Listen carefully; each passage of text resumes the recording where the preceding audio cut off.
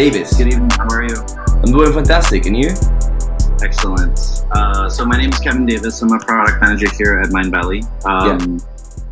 And it looks like you've had a few interviews already. Yes. Cool. With Lim. It was a great conversation, and obviously with recruitment. Very cool. Okay, and it was just with Lim at this point, right? Yeah. Okay, cool. Yeah, Lim is a great person to talk to. He is in the other office on the other side of Malaysia, but every time I get a chance to spend some time with him, it's always super insightful. I love that guy.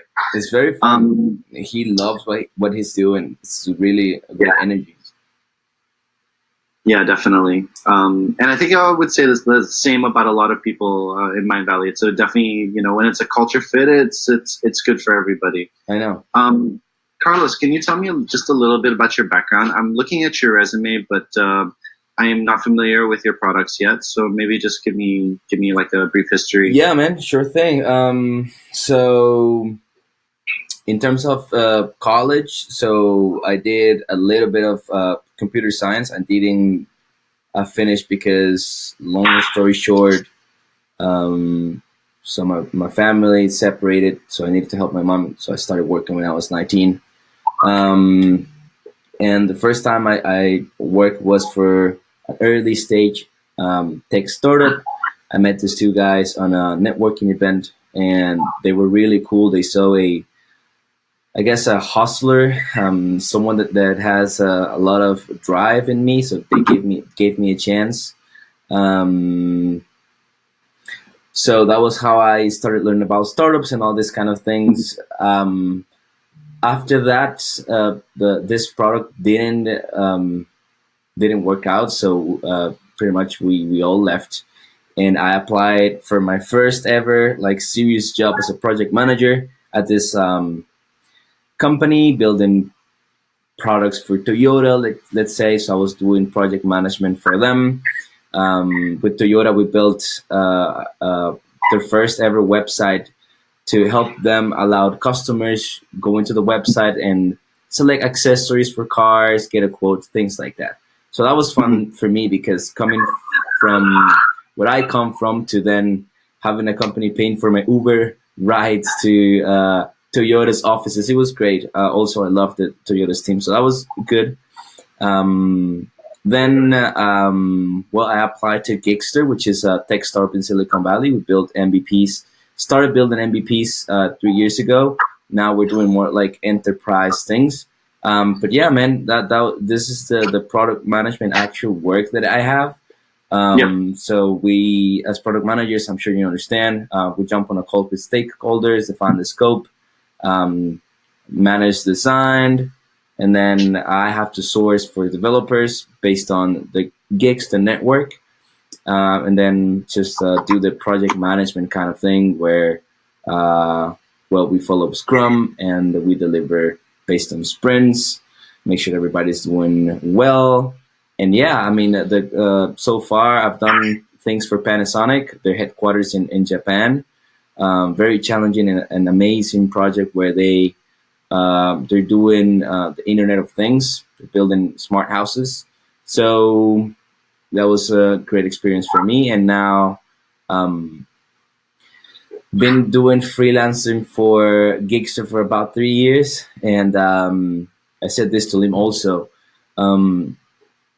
It's been fun for me. I've traveled the world. I've managed to help my family and inspire my friends, which has been amazing for me. But I think even though I work hard to get this kind of freedom, I'm in Germany now, thanks to Gigster allowing me to work wherever I want to. I think if I want to go to the next level, I need to join some sort of institution, a solid company that has already processes in place and people trying to work for the same vision to get myself to the next level. And I'm all about growth. So that's the reason we're talking today, dear friend. Got it. That's awesome. And good summary, by the way. So with Gigster, what are some of the features or the products that you were working on? Right now, building a cloud-based project management platform for construction projects. Yeah. So this is a client based in Switzerland, and two um, millionaires, I guess. I mean, they have great houses. I don't know. They decided that they wanted to scratch their own itch and bring software into the current construction successful businesses. So they approach Gigster, and yeah, they're the ones paying for the project, and we're about a month and a half to launch. So it's been really exciting to go into the actual place and visit construction projects, and then like actually being there and like talking to the workers. It's been fun. I mean, if the my friends know me to approach and tackle issues in different angles. um, so we needed to do this market research, and these people is paying a lot of money, so we really wanted to deliver something good. So what we did, me and another product manager, we decided to actually go into the competitors' clients by looking at the Twitters, who are the followers and things like that, and then jumping on calls with actual clients from the competition, offering that $15 Amazon gift card to just jump on a call with us for 15 minutes. After talking to really around 50 to 60 people, we realized why were they making the purchase of the competitors, and we decided to 2 months ago build a feature based on that research. And we went from having 60 beta testers to 365 yesterday. So Nice. that's been great for me, because like taking um, taking the time, because it takes a lot of time, and we all have a lot of things to do as product managers. Like there's so much things to manage, I'm sure you know.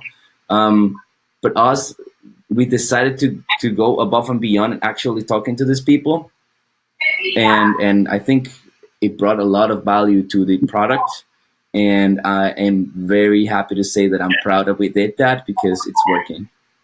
Right. Okay.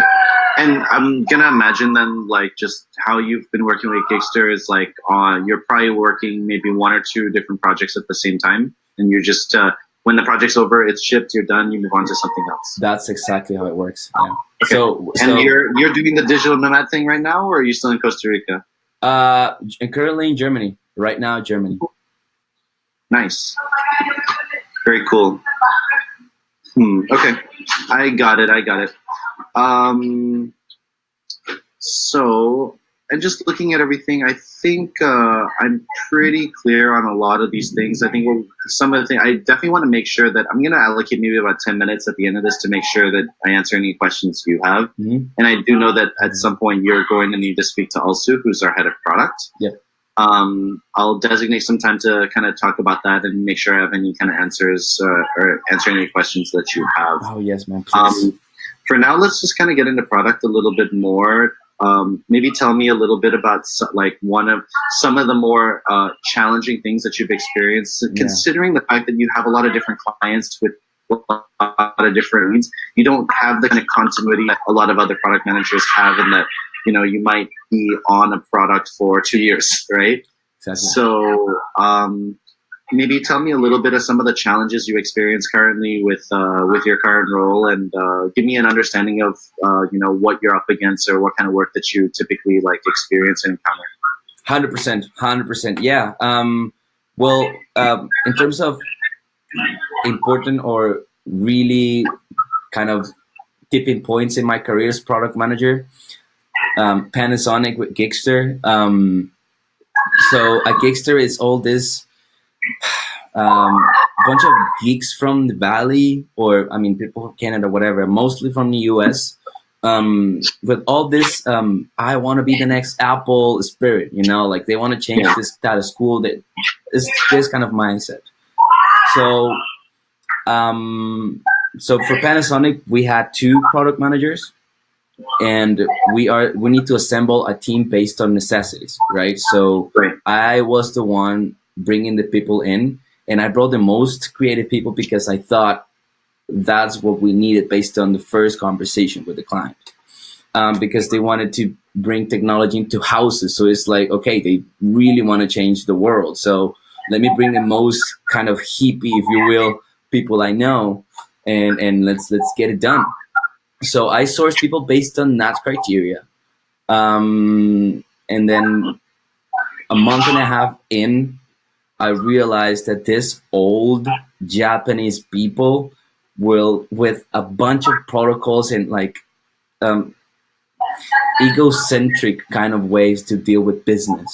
Mhm. So we all wanted to bring all of our creativity and passion into the product, and then any change in the scope for them was like the world was going to end. So Yeah. I mean, we would go and do a little bit of research on things that were going on at the moment. But since we didn't say that in the first call, let's say when the scope was defined, we needed to make a change to adapt. And for them, they needed us to give them like a full disclosure of reasons why. The whole investigation, they were not really open to A/B testing, for example. They were not open for us to just give it a shot and see how it goes, and then like make changes based Right. on that.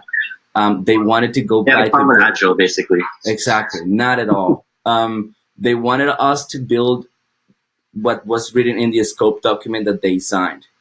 So that was soul crushing for me and my team. That I think that's the best way to describe it, because we love Scrum because it gives us a chance to demo something, try it out, and if we need to change it, we change it. But that was not the way with Panasonic in Japan, and it was $1 million client. So it's not like I can just say, okay, we do it your way, because that's not going to be scalable for Gigster. So me and my co-product manager, we did our best to display empathy to the highest standard ever. Um, be empathetic to our team because they had this burning desire to make the best product and bring the craziest ideas. But then we also needed to be super by the book with these Japanese people, telling them, hey, here are 57 reasons why we should try this. Mhm. So it was a good experience for me because thanks to that, my empathy levels increased so much to the point where I am flexible enough to be the bridge in between creative and crazy people and logic processes by the book old stakeholders. And Yeah, I will be grateful for that forever. very cool. What ended up happening with that project, by the way? So you ended up kind of finding some alignment midway Yeah. through? Yeah, man, we did it. We closed the project. Everybody, but I mean, me and my co-product manager, we were done with it by the end of it because it was a bunch of like egocentric kind of dynamic where um, we would display a demo on a Friday, let's say at the end of the sprint. Um, and on the phone call, everybody was happy, let's say the Panasonic team. Yeah. But then there was this one senior executive that would always send an email saying, hey, we appreciate your demo, but we didn't like X, Y, and Z. Every time. On the phone call, they wouldn't say anything, but on an Right. email, they will copy the senior at Kicksters and then say, we didn't like this, and that, which I think is just like, I don't know, like a corporate way of doing things Yeah. for them It to can keep. also be the Japanese cultural way of doing things. It's Yeah, unfortunate. yeah. But we did it, man. We did it. We closed it.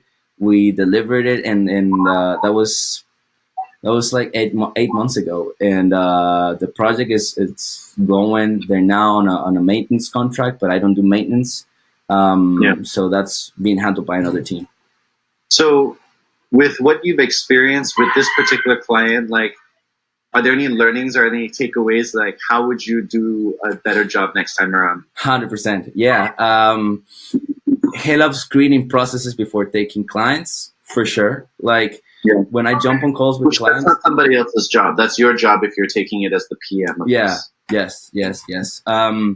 So I'm pretty much interviewing my clients, and I remember at the beginning of my career, before Gigster for sure, I will take anything. Like as project manager, whatever was available, I will just get it.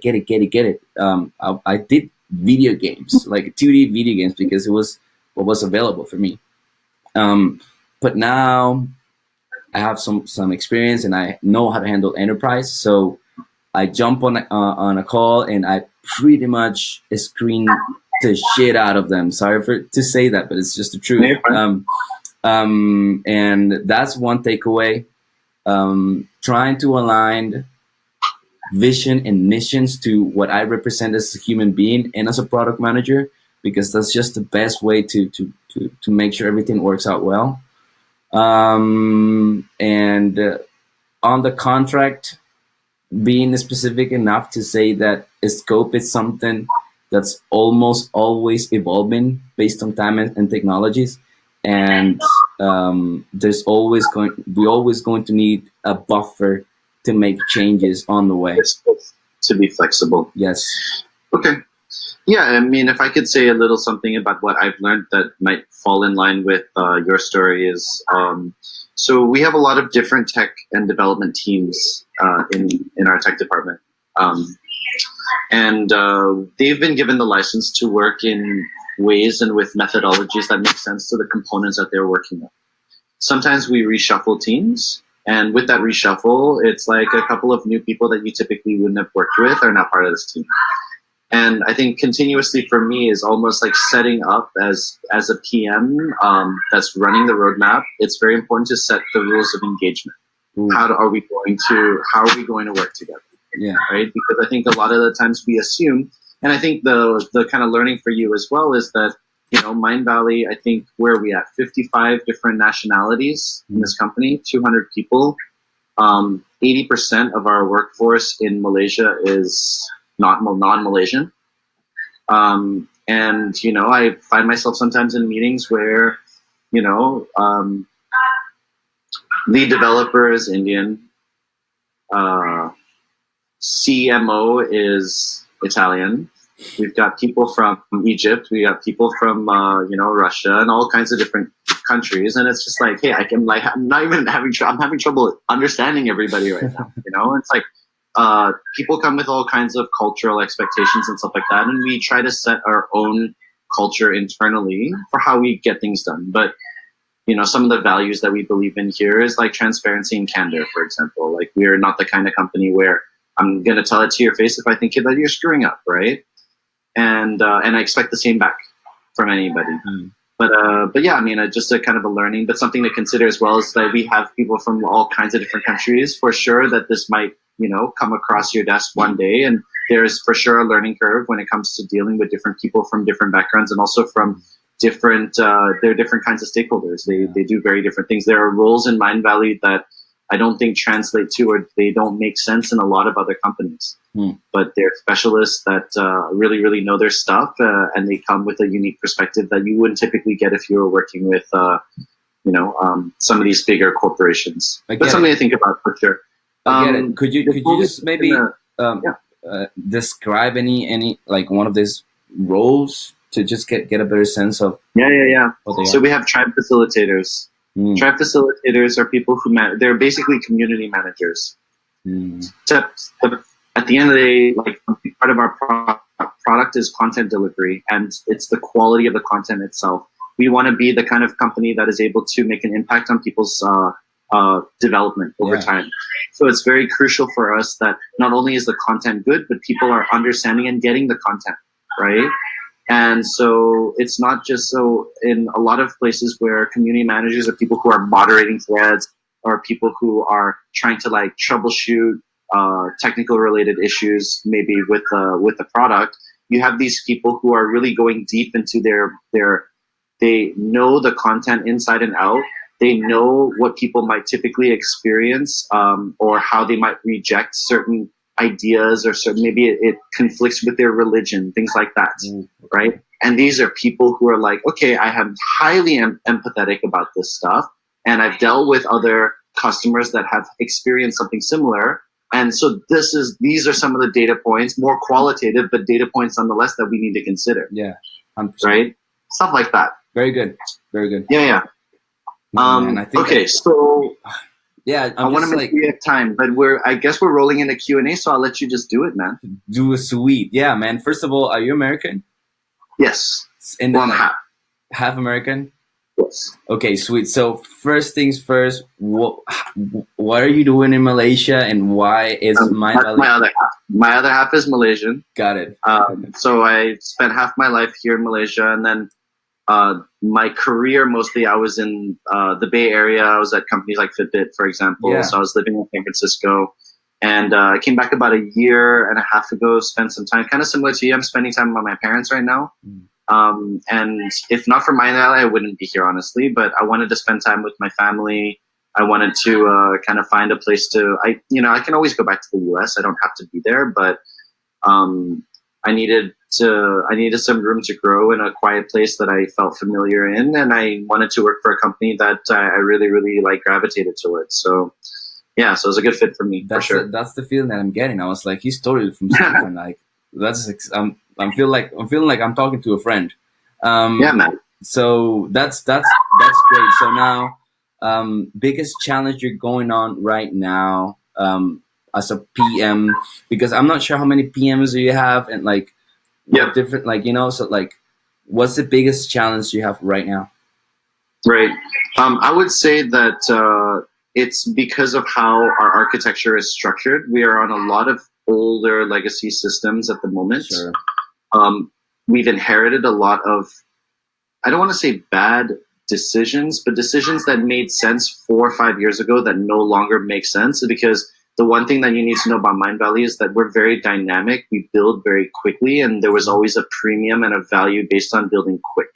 Mm-hmm. But the problem with it is that when you build quickly and you skip a lot of the PM related steps that are required to make good decisions, then you end up accruing a lot of technical debt. Yep. So the problem that I'm experiencing the most of right now is kind of trying to migrate out of these old systems, and also doing it with the devs that have the most knowledge on it. Some of them, the ones that have implemented some of these systems, are no longer around.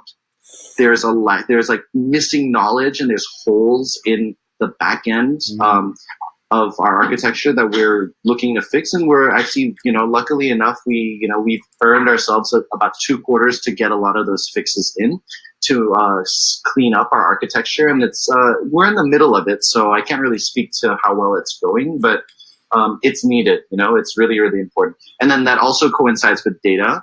Obviously, more is better, but some of our older systems, that's one of the issues with it, was that the data was either inaccurate or it wasn't set up properly, and then we were having gaps, and we're not able to make informed decisions on some of the newer stuff that we're building. So it's things like that. So how do you make the decision of like, hey, we should dedicate the next, let's say, sprint, if you're using sprints, to take care of this legacy stuff, but we also need to build in this 2 to 3 features, or we need to fix these 2 bugs that are messing up. Right. How do you balance? Typically we do not have this license. It was just that we've had a string of very, very good victories and innovations on the tech side that has given us the ability to kind of reassess what we need to do. But also, in order to satisfy requirements that we have for next year, these are just some of the things that we need a strong case. If I could be completely candid with you, we walked into a strategy meeting with all the executives and said, these are all of the requests from all of the stakeholders in the company that are expected to get done in Q3. There's 140 rows in this spreadsheet.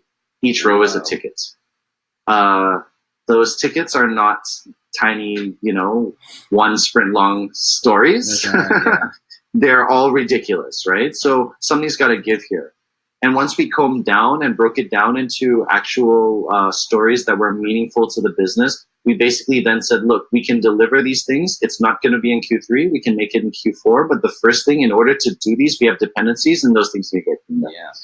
And we address more of a business organizational philosophy, which was, and it's been for the longest time since Mindvalley's been around. And the reason why we've been so successful and we've grown so much is because this, make no mistake, has been an internet marketing company with a tech service desk. And only recently have we kind of earned it and gotten to a point where we have a strong enough tech team to kind of transition and make this into a tech-driven company. And so we're getting a lot of investment. We're getting a lot of commitment from executives, and we are earning that through a lot of the new features that we've been delivering this year. So, long story short, that's kind of where we're at with it. That's dope. That's great, man. Thank you. Thank you for such an answer. Yeah. Okay. Oh man. What else? What else? Well, let me take a look. Yeah. Where do you see yourself in 3 years? Oof, good question. I would love to have. I would love to have a tech office, specifically working on apps in San Francisco for this company. I would like for our iOS app to be featured in WWDC. Yeah. Yeah. I would like for us to begin to hit some of our larger OKRs by then, in terms of the scale that we're delivering. Because again, like it wasn't up till recently where we decided to begin to build a freemium layer into the Mindvalley kind of ecosystem, I guess. I saw it. Yeah. Up to the point it was always premium, premium, premium, premium. And, we've made a lot of headway with regards to subscriptions, for example, and we've discovered and we found a working model for this. So now how do we scale? But the thing is, like, at the end of the day, are we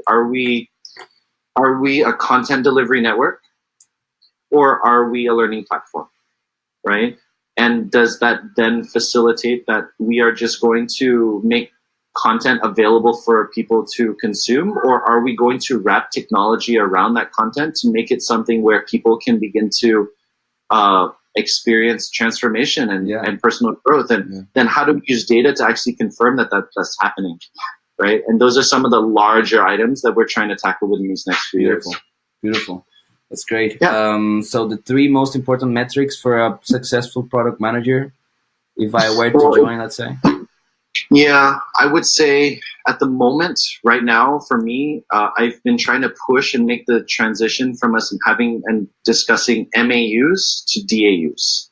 Because in looking at all of our products and the way that they were intended to be consumed, they should be things that people do daily. So one of our major goals is to make Mindvalley as a product something you can do every day. Mm-hmm. And even though it's designed that way, that's not what's happening. So how do we make that better? Hence this position, right? Yeah. I would be lying if I said that revenue wasn't a big deal at the moment, but I would put all my money on engagement, because I think that this company has proven time and time again that if we wanted to make a conversion rate that's right now 3.5 into 5%, we can figure out how to do that. The money will come. The problem is that if you don't have a big enough funnel and enough people using it, then you're not going to get much out of it anyway when you make that change. Interesting. So how I would like to position, and how I've been positioning Mindvalley at the moment to companies like Google when we did Trivia Night earlier this week, was think Headspace meets Netflix. Right? It's the confluence between these two. It's not just that I get a personal development video from someone that I have a lot of faith in, I listen to it, and then I'm done, I'm out, and everything just kind of goes in one ear, out the other, and I go about my life. How do we begin to make this so that you're going to be able to take action in your life, right? Yeah. And now you can start to see like what kind of things we can play with, right? From features and whatnot. Yeah. How can we now get to innovate and build something that's actually quite unique, that maybe can be a unicorn one day, maybe not, but at the end of the day, with the goal of kind of changing people's lives for the better, we're on the right track now. I agree, and that's beautiful, man. And so far, that's the best description I've got. Headspace meets Netflix. That's exactly right. So those are the questions I have for now, man. Beautiful. Amazing. I'll leave with this. You have a couple of minutes. I'll keep it tight. It's Friday, and I think I know you're in Germany. Where are you? Germany. Berlin? Germany. Oh, Berlin. No, Nuremberg. Nuremberg. Okay. Yeah. Very cool. We have a few Germans in the house too. We have people from all over. You guys will get along, and people, I think, everyone likes to travel. I'll tell you a little bit about Malaysia. Have you been here? No. Okay. Malaysia, great port to see all of Asia. Hmm. So if you like to enjoy and you like to travel and you like to see something, if you've never been to Asia, I think we have a few people from Costa Rica here, and I think they would have a good time. Like they would have some tips for you. Yeah. Generally, living here is cheap. Living here is good food. Um, lots of variety with stuff, and I think you can speak to Eleonora a little bit more. She's probably rammed people on quite a bit with this stuff. Okay. And you still need to talk to Alsu, but she's nice and lovely, and when she's back, I think she'll have some time to talk to you about the role. Yeah. If anything comes up, feel free to hit me up on LinkedIn or Great, man. get my email address, and I'll be happy to answer any other questions that you have. For sure. Yeah, and then we'll go from here. I might actually need to talk to you again, but for now, this has been good. You got it, man. It's been amazing. Thank you so much. Yeah, cool. Thank you, Carlos. Have a great day, man. Buddy. Cheers.